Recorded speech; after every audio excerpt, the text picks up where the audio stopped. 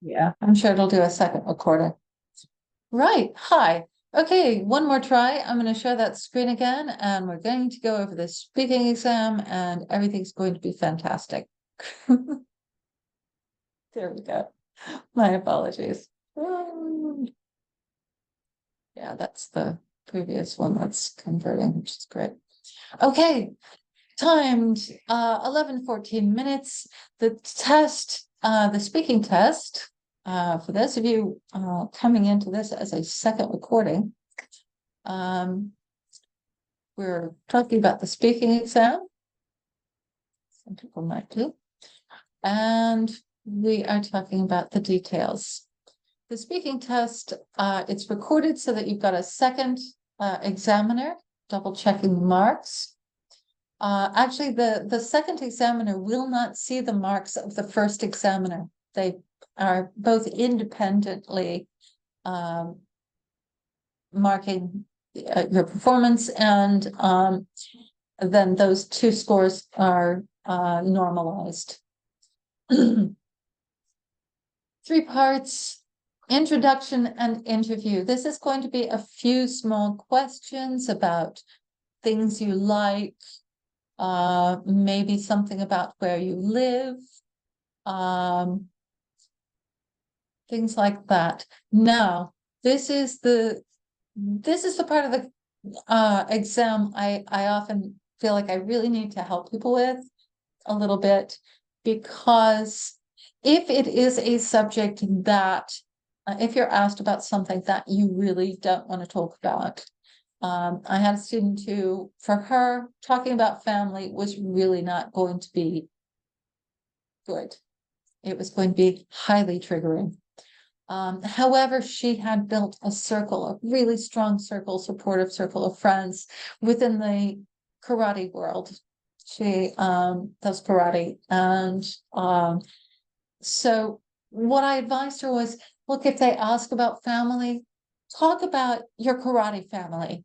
You know, you're allowed to say, I'd have a hard time talking about that right now, but let me tell you about this other kind of family. If it's about living conditions and things like that, if you don't want to talk about where you are right now, you don't have to. You can say, well, that's kind of hard to talk about, but let me tell you about my favorite place I ever lived. And they'll take it. Okay.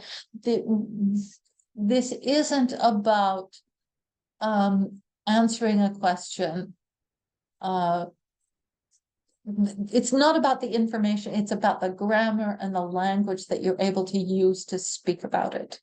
All right, so the language you're using is more important than the subject in this section.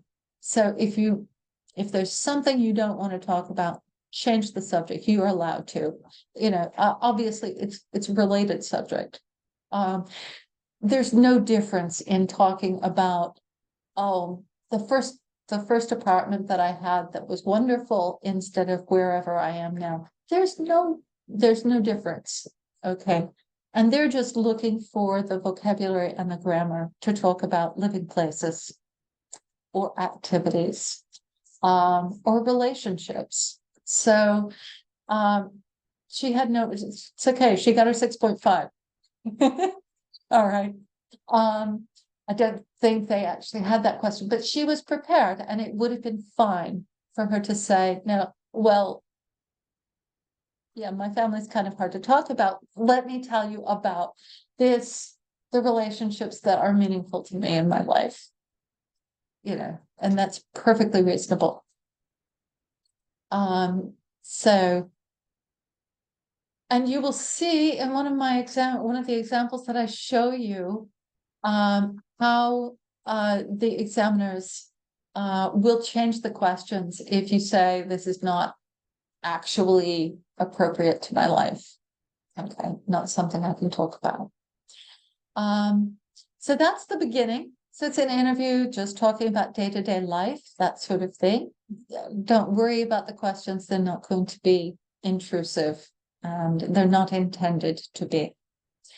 The second part is the I've had someone say, oh yes, and in the second part I have to give a lecture. No, no, you don't. You're given a card with a task on it and a minute to prepare. And I want you to use all of the skills we just talked about in task 2 writing to make sure that you write down some ideas that will give you something to talk about.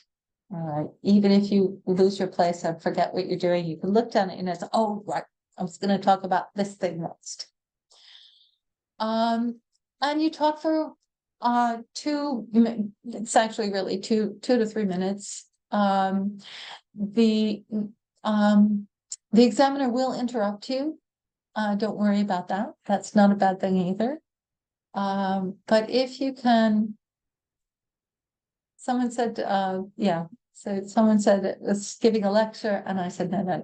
It's tell your best friend a story, and then you'll use the language that you need. And in the last part, this is a two-way discussion. It's really important because this is where, listen, remember I said this whole exam is about the questions? Well, guess what? It's about the questions. So listen carefully to the questions that the examiners are asking. Those questions are designed to raise the mark of that student. Okay. It's assessed by fluency and coherence. Fluency means how easily can you keep talking? A short pause is not a problem.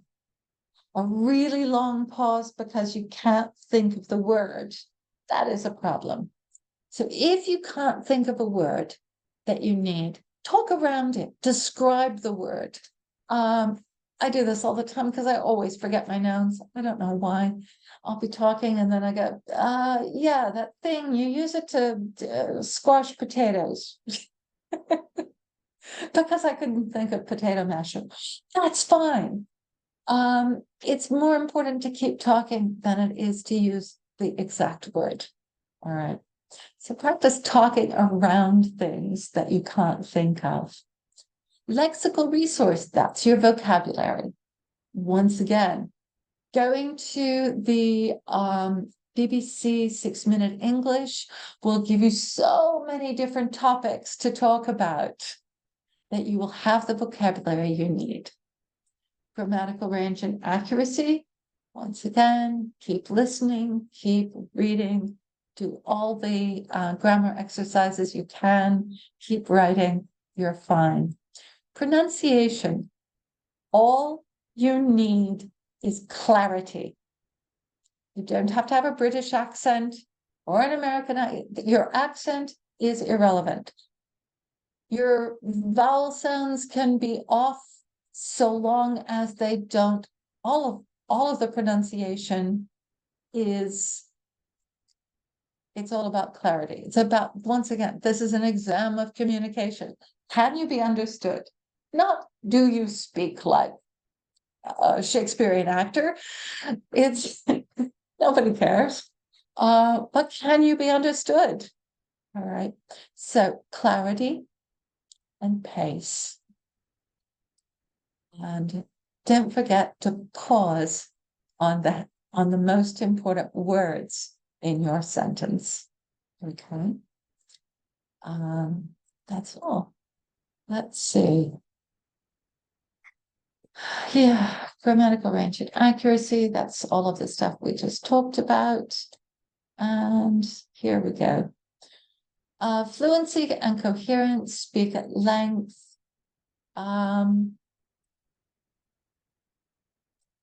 It's also about staying on topic. You know, do you wander off or are you able to stay on the topic as well? So speaks at length without noticeable effort. And that's the key.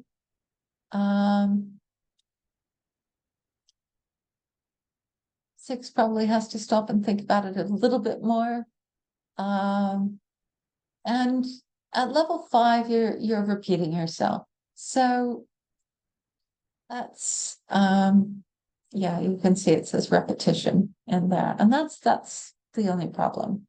Good. So saying something new, saying something different, paraphrasing, also helpful. So here's an example in speaking part 1. What do you think of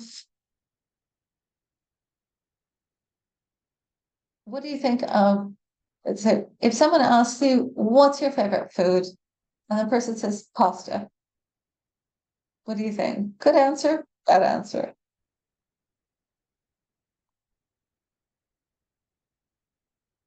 And this is just the game of too much or too little. Yeah, that's too little.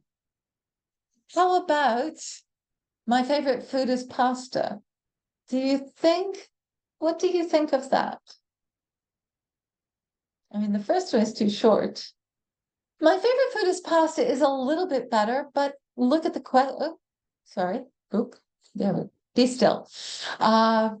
What is your favorite food? My favorite food is pasta. There's no new, they haven't added anything. They haven't come up with any new language. So what's another way that you could say that would add language? What would be a better answer? You could say, I really like pasta. It's actually my favorite. It's been my favorite since I was a child.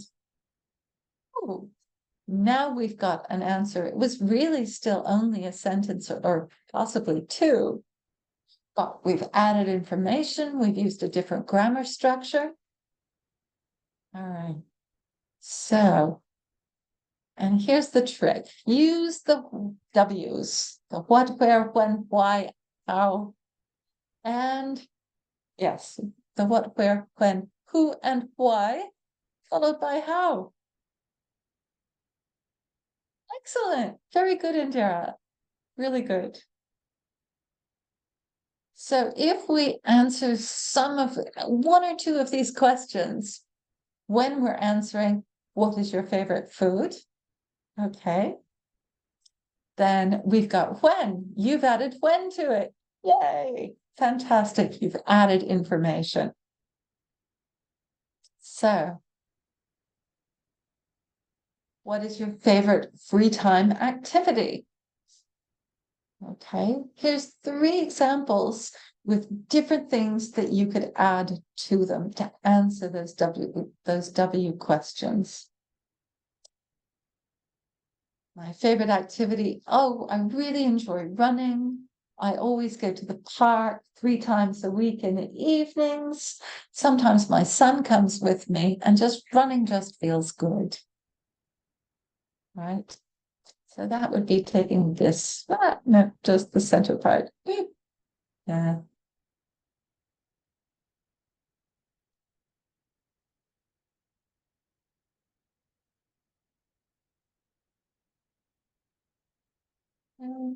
Center part. Okay. So running at the park 3 times a week in the evenings with my son, and it feels nice to do that. Now you've got a 2-sentence answer that demonstrates vocabulary and grammar. Bravo. Okay. So once again, what's your favorite free time activity? I love salsa. We dance at home. Okay. So if you can do that, then your short answers will get the highest marks. All right. Does that make sense? Everybody with me?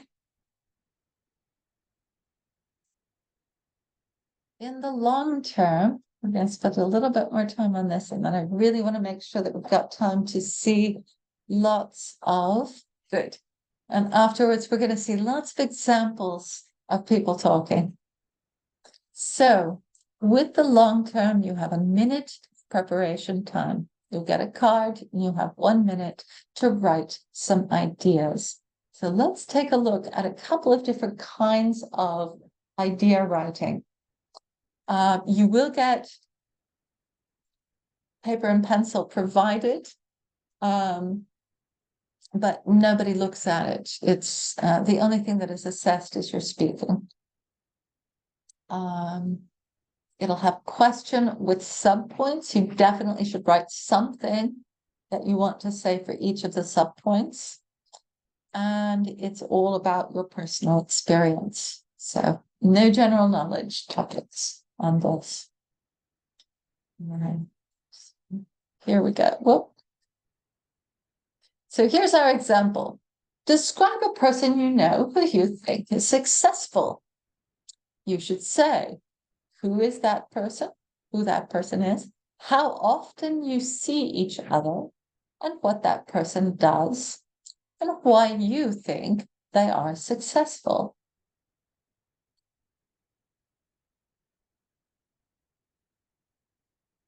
So when you are making notes, single words and phrases, don't write sentences.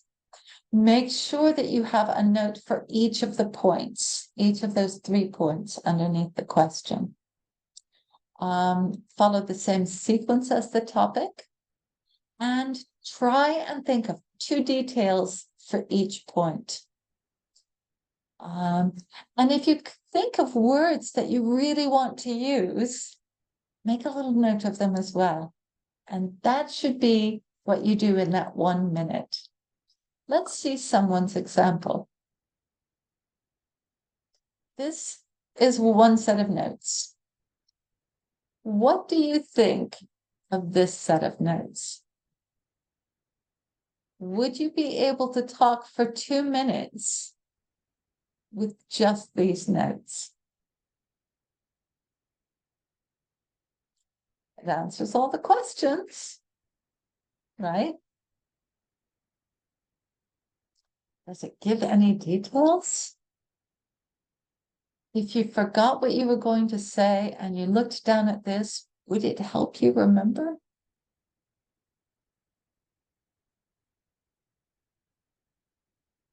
How about these notes? How about these notes? So this says she's, okay, the person is my mom, okay? I see her twice a year. She's a businesswoman. And I think she's successful because she started her own business. That is not 2 minutes worth of talking. I don't have any other information down there to help me keep talking. Ah, my mother. Remember to say her name. Well, there you go. That adds some information. My mother's name is Mukti, and she is 59 years old. Growing up, I saw her every day. Now I only see her 2 to 3 times a year. What happened? By saying that those notes give you the ability to talk about the past as well as the present. All right. What she does. Oh, she has a business designing silver jewelry. It gets sent, it's the business works in the India and the Gulf states. She's been doing this for 25 years, and the company's name is Mist International. Fantastic. And look at this, some vocabulary. I really think she's a very independent, creative, and hardworking person. And here are all the reasons that she is. She has a vision. She did this without any connections, and she's worked such incredibly long hours. Look at all of that information. So that B is the right set. So if you were sitting and trying to talk, which set of notes would you want? A or B?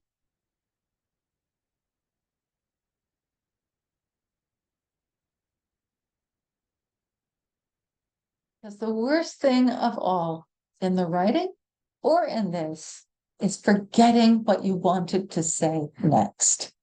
And the concrete details are what expand the vocabulary that you use. All right.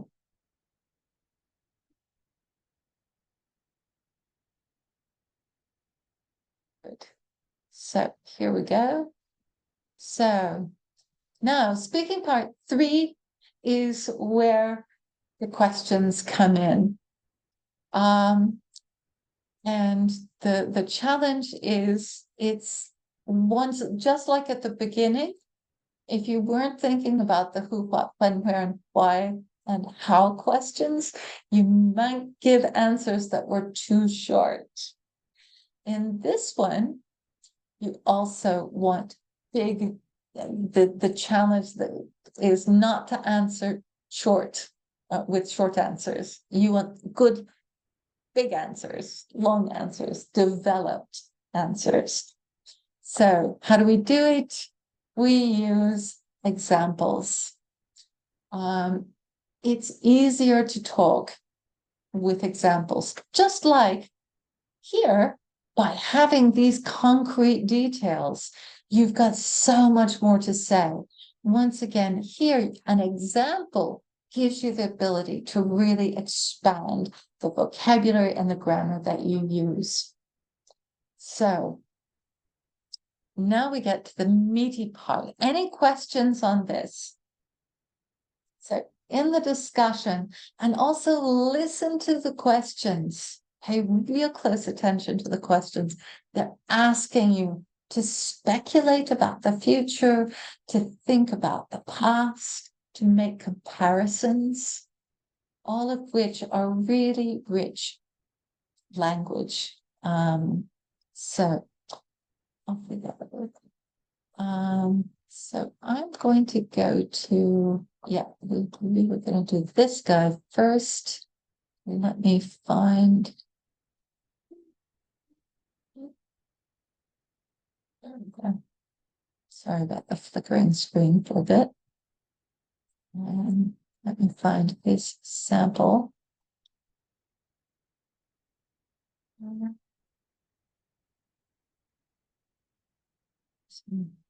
Oh, this is a different set.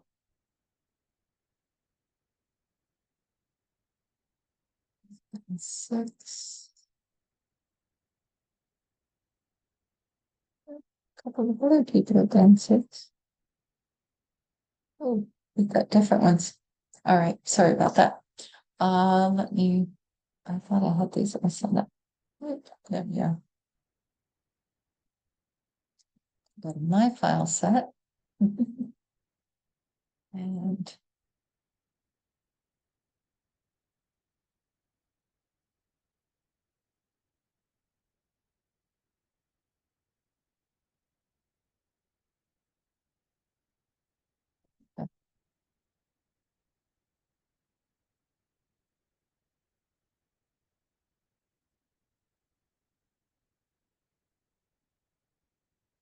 I'm not going to be able to do both of these at the same time.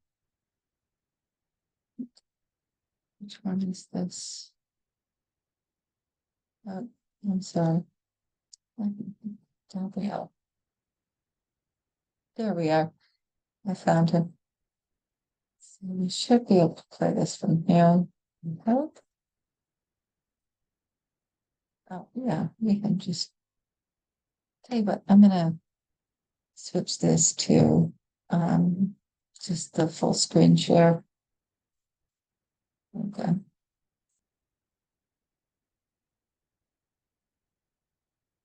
There we go. All right. So sorry, you get to see my whole mess. But that way we can see where this will look.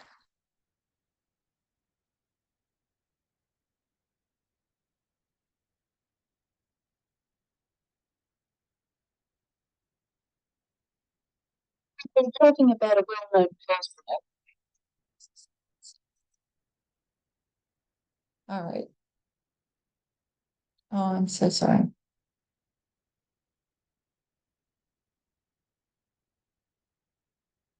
That took that one. Come back. Oh, it's this one. There we go. I just clicked on the wrong one. There we go. Okay, so this is section 3, and I really want you to listen to the questions that are asked. Gabriel, we've been talking about general questions related to this.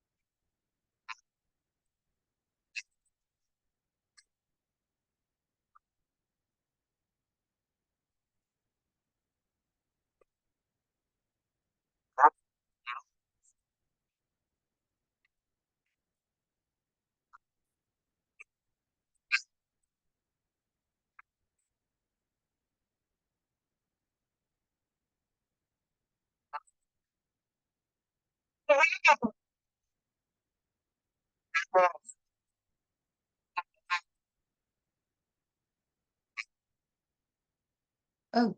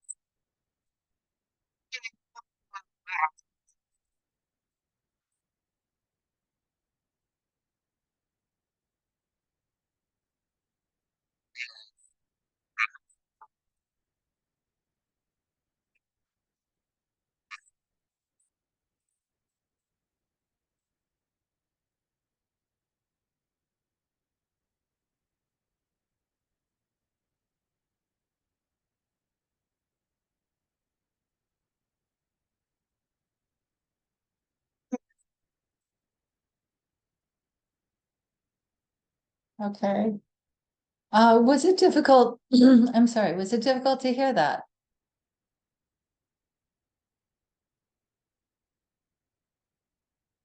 Were you having problems hearing or, oh, I'm so sorry. Okay, we will try it again. Let's try the next one. Oh dear, my apologies. Huh, usually that,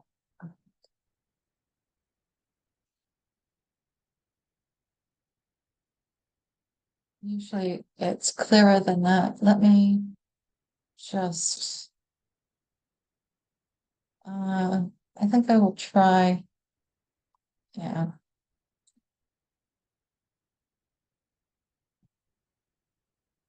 Disagreements with my screen. Okay, so, oh, yeah, actually, stop sharing for a moment. And I will try resharing it and use a different driver to play it. So I think it might be the Google Drive player not working well. So the next one I want to do, so let's do one more at a lower level. Tell you what, I'm going to use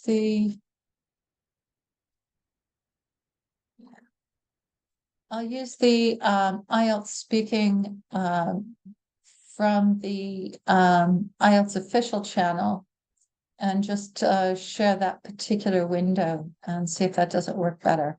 I'll just do a little bit of it and then you can tell me whether it's working, whether you can hear it well. Okay. So I'm hitting share sound and we're just going to share that window. Okay. Right. So this is the IELTS official channel, and hopefully this will work better. Let's give it another try.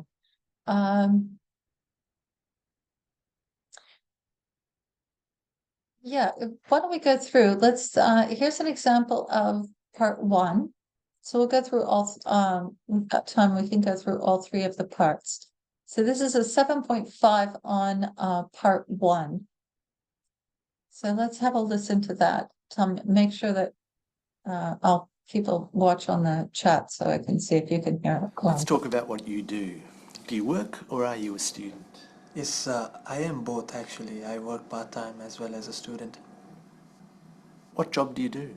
I'm an payroll controller. I control the payroll in a property management company. Do you meet interesting people in your job? Is that better? Can you hear that better?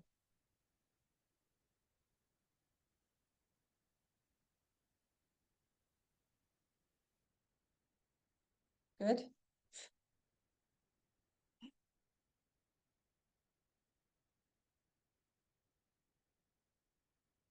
Okay, much better. Oh, excellent. Good. All right. So I will do three of them from here, covering all parts of the exam. It will give you a chance to see all of it. And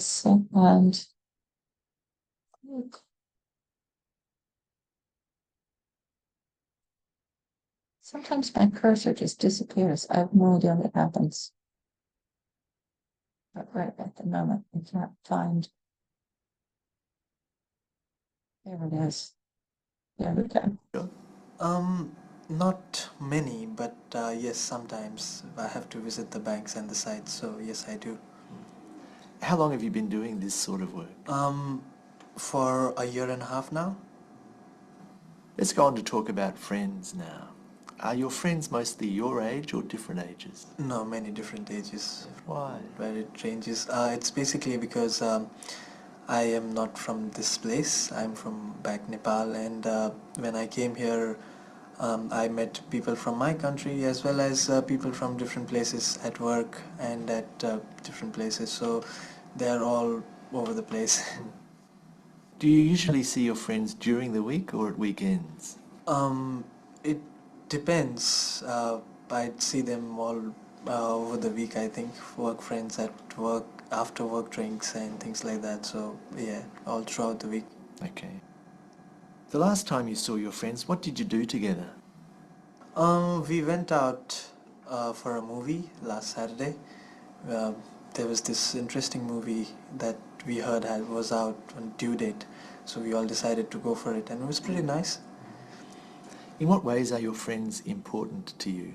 Oh, they are very important to me because I hate to be lonely. I need to talk to someone every now and then because I can't just sit, not to say do nothing, but I need someone to confront and talk to. So I hold them, I give them a great importance in my life. I'd like to move on to talk about food and cooking now. What kind of food do you like to eat? I like Asian food quite a lot, because it's because of its taste, its variety, and things like that. What kind of new food would you like to try? Um, that would be French, Mm. pure French food, I would say. Why? I've heard a lot about it, but because of its taste, its originality. So, but I haven't got a chance to have the original French food as yet. So yeah, I would like to try that. Do you like cooking? No, that's not just my cup of tea, not at all. Why not? I don't know. I've been here for 3 years now, and I am a single. I live alone with my friends, but it just does not come into me. Even when I enter the kitchen, I think I go grocery shopping and I do things, but once I enter the kitchen, I just end up making some noodles and just 2 minute food, and that's it. I end up having that, but I never got into cooking.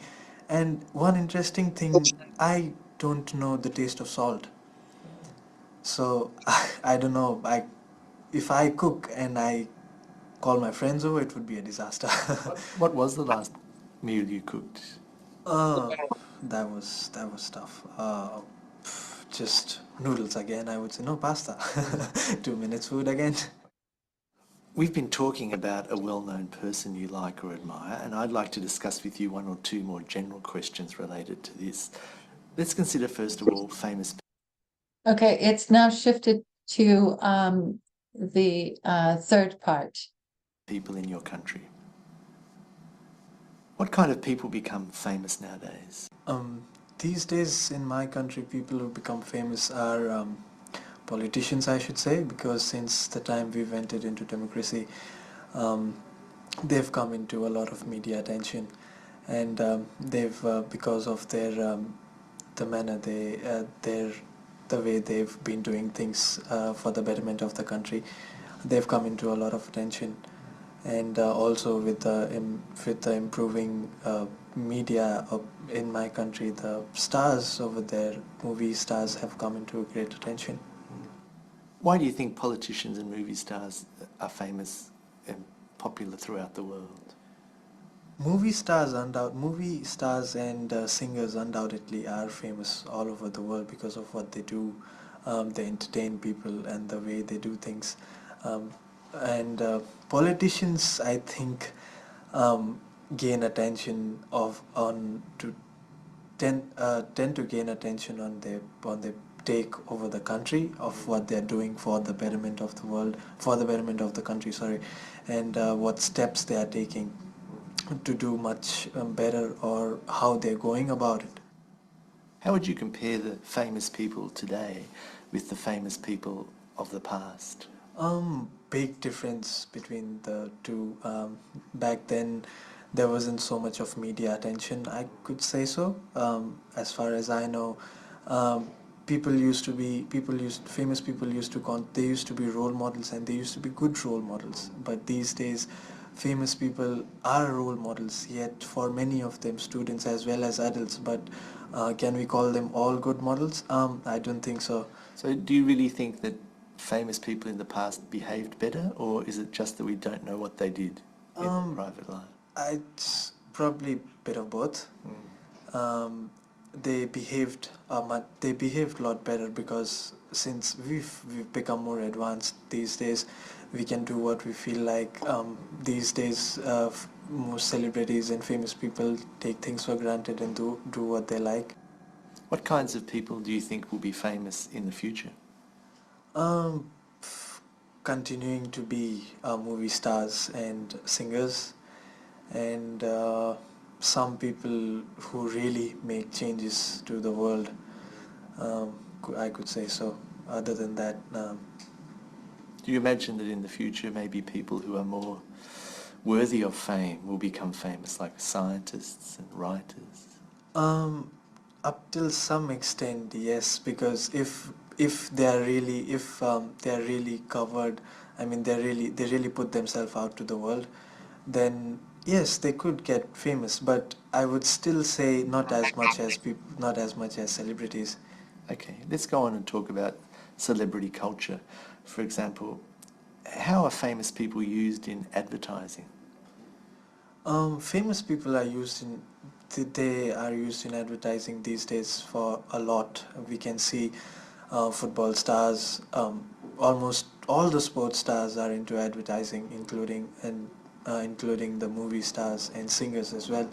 The way they put themselves, because they are famous people. The marketing people think that they are going to get they are going to they will sell their product much better. Why is that, do you think? um because of, like I said before, because they are their role models. So people will think that, oh, he's doing that, so I can do that as well, and people will tend to follow their footsteps. Do you think people really do that? That they will buy something because a famous person Yes, I do. uses it? Sometimes advertisement makes a big difference to sales. I've been there, and I can say yes, they do quite often. Do you think that there could be some negative effects of this culture of celebrity on young people especially? Yes, to a great extent. There has been a lot of, because people take celebrities as their role models, and the celebrities have misused their fame and power and money up till to do things that they should not. Sometimes, yes, I think that it will create a negative effect on, especially on young people, more than adults. Right, thank you very much, Ashish. That's the end of the speaking test. Thank you. Right.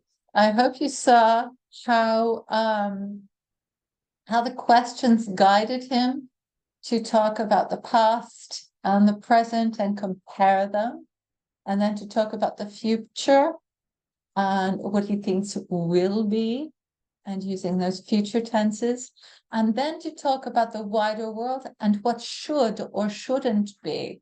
So conditionals and modals as well. All of those questions were there to just lift that grammar, lift his language up, and see how much he could actually talk about. This is what I mean when I say that the examiner is your advocate. And I want to give you a really specific example of that with, actually, yeah, I can just use this gentleman here. So the thing that's most important about those questions in the end, it's really, that's what they're there for. They're there to, for the examiner to explore how much language you can use. And their task is actually, if they've ticked all the boxes in level 5, then they're looking in level 6. If you've ticked all the boxes in level 6, they're required to look at level 7. Can they do everything in level 7? If you can do everything in level 7, then they're looking at level 8. What can you do? So their job is to see how high you can go. It is the opposite of every exam you've ever taken, where they're sitting there trying to say, oh, got that wrong, got that wrong, got that wrong. No. In this exam, the examiner is literally there. Their job is actually to see how high they can mark you. And I want you to see in this one, listen for it. Where does she change her questions to help him along? All right.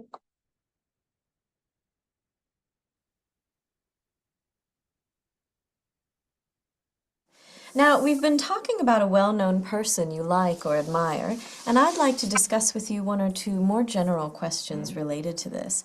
Let's consider, first of all, famous people in your country. So in Germany, what kind of people are famous? Mostly sports people, I would say. Like, our favorite sport is soccer, so yeah, people who play this sport. Famous as well are politicians, but they are not admired or they're not liked or anything So there's like a that. difference between being famous and being admired. I think so, I definitely think so, yeah. And politicians are only famous. They are only famous because it's easy to blame them for everything what happens. At the moment, we have the financial crisis in Europe, especially Greek and Ireland really have to suffer at the moment. And yeah, it's easy to blame something. You can't blame a soccer player, but it's easy to blame the politicians. How about movie stars? Are they also famous in Germany? Yeah, they are also famous, but not the German movie stars or music stars. We don't have a big, a big branch of this. More, American, mostly U.S. American movie stars. But it's hard to, it's hard to think that they are our role models or anything like that. They are living on the other side of the lake and yeah, they're just in the television. What about in the past? What kinds of people were famous in the past? Especially in the 70s, 60s, I would say musicians, because of this freedom, of this lifestyle we had there. Yeah, these musicians who lived this. And how about the future? Can you give me a prediction for the future? Definitely not bankers. Not bankers. Yeah, because of the financial crisis again. Yeah, that's a good question. Maybe people who serve the planet and who wants to save the planet, work for this, so environmentally people, would be quite likely because we have this theme of global warming at the moment. It's well discussed, and so I would say this could be likely. Now let's talk about celebrity culture. Often famous people are used in advertisements. Can you give me some examples of that? I don't watch a lot of television, but television or see advertisements, so I can't give many examples actually. Well, But how about for instead of for products, how about celebrities being involved in advertising for causes or charities? Have you seen examples of that? yeah, sometimes like for environmentally things. I can't name any celebrities, but it's quite often that they use this image. A celebrity has done something in his life and many people admire him for the one or the other reason. So it's quite a good thing that they use a celebrity because he as a role model stands for something and he stands for the environment or maybe for a product. So the people who admire him wants to buy this product, wants to do something for the environment. Now let's change to the negatives. What kind of possible negative effects might a celebrity have on younger generations? Yeah, as I said, they are role models for many people. And this rugby star who was in the television the last weeks and months, go on the wrong path and taking drugs or just living the wrong lifestyle, then the young people think, hey, it's cool what he's doing. So he's famous, he has money, he's taking drugs, so hey, that fits together. I want to do the same. So you think that his behavior actually can influence how younger generations choose to lead their lives? I definitely think so, yeah. So do you think that a celebrity has a moral responsibility to behave in a better manner in public? As long as he is famous, as he is in everyday life, he definitely has. He's not only the normal person. If he is at home, it's okay what he's doing. I don't care. But at the very moment he goes public or is on television or in the newspapers, he definitely has a responsibility because millions of people are watching what he is doing. So would you say that there's an obligation, that a person who becomes famous, they have an obligation to behave in a more ethical or moral manner? Yeah, and if he can't stand this pressure, then he should take care that he's not being famous. No, somehow, I don't know whether it's possible somehow, but there is this obligation definitely. Well, thank you very much. That's the end of the speaking test. Thank you. Right. I hope that you could see, I hope that I've managed to, through the examples, convince you that the speaking test is the exam answer.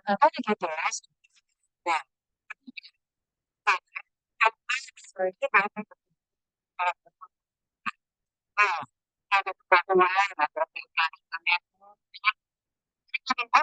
Sorry. My computer's gone crazy.